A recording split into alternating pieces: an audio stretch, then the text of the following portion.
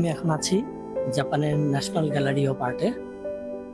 অনেকগুলো প্রদর্শনী হল, আর কয়েকটা দেখা শেষ করলাম, বাকিগুলো হয়তো বা ঘুরে ঘুরে দেখবো। তো জাপানি আর্ট নিয়ে খুব একটা কথা শোনা যায় এখন, যে বাংলাদেশের আধুনিক শিল্পীরা অনেকেই জাপানি চিত্রকলা দ্বারা প্রভাবিত। তো দু একটা যা প্রদর্শনী দেখলাম তা থেকে বলি, সেটা হচ্ছে যে ঠিক আছে, প্রভাব তো থাকেই শিল্পে, তবে শুধুমাত্র কিন্তু আমাদের শিল্পীরাই জাপানি শিল্পী দ্বারা প্রভাবিত তা না। জাপানি শিল্পীরাও, আমি তো অনেকের কাজের মধ্যেই আমাদের মুঘল মিনিয়েচার আর্ট বা আমাদের ট্র্যাডিশনাল কিছু আর্টের ছোঁয়াও পেলাম।